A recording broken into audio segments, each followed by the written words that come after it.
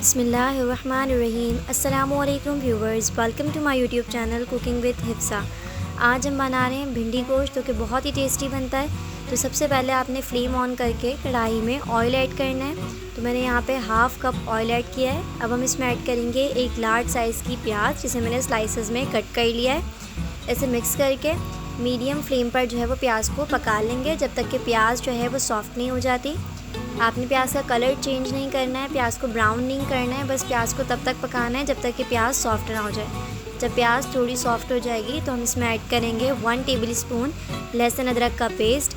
लहसुन अदरक का पेस्ट ऐड करने के बाद इसे प्याज के साथ 1 से 2 मिनट तक के लिए फ्राई कर लेंगे, ताकि लहसुन अदरक की जो स्मेल है वो अच्छे से ख़त्म हो जाए। अगर आप चैनल पे न्यू हैं तो चैनल को ज़रूर सब्सक्राइब कर दें और बेल आइकन को प्रेस करें, ताकि मेरी तमाम आने वाली वीडियोस सबसे पहले आप तक पहुँचें, और मेरी वीडियोस को अपनी फैमिली और फ्रेंड्स के साथ ज़रूर शेयर किया करें। जब हमारी प्याज अच्छे से सॉफ्ट हो जाएगी तो अब हम इसमें ऐड करेंगे हाफ़ केजी बीफ। तो मैंने यहाँ पे जो गोश्त लिया है वो बीफ का है। तो गोश्त ऐड करने के बाद हम इसे अच्छे से भुनाई कर लेंगे प्याज के साथ। तो आपने इसको अच्छे से भूनना है 3 से 4 मिनट तक के लिए। मीडियम फ्लेम पर ही हम इसको भून लेंगे। अभी तक हमने इसमें कोई मसाला ऐड नहीं किया है। अब हम इसमें ऐड करेंगे हाफ़ कप दही। तो दही जब भी ऐड करें इसे अच्छे से फेंट के फिर ऐड करें। 1 टीस्पून नमक ऐड करेंगे। आप मसाले कम या ज़्यादा कर सकते हैं अपने टेस्ट के मुताबिक। 1 टेबल स्पून लाल पिसी हुई मिर्ची ऐड करेंगे। 1 टीस्पून हल्दी पाउडर ऐड करेंगे। अब हम इसमें ऐड करेंगे 1 टेबल स्पून खुश्क धनिया पाउडर।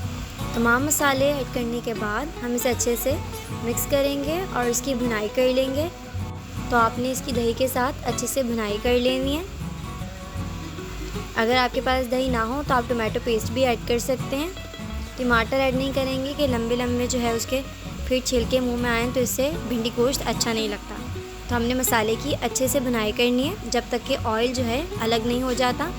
जब ऑयल अलग हो जाएगा तो इसका मतलब हमारी अच्छे से भुनाई हो चुकी है। अब हम इसमें 1.5 से 2 गिलास पानी ऐड कर देंगे और इसे मसाले के साथ अच्छे से मिक्स करके मीडियम फ्लेम पर तकरीबन 1 घंटे के लिए हम गोश्त को गलने के लिए छोड़ देंगे। गोश्त पे भी डिपेंड करता है कि गोश्त कितनी देर में गलता है। तो यहाँ पे 1 घंटे के अंदर गोश्त अच्छे से गल चुका था, पानी भी खुश्क हो चुका है।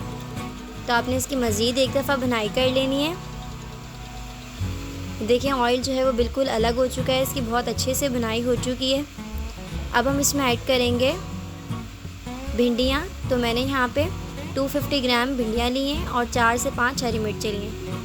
भिंडियों की ऊपर और नीचे से काट कर देंगे।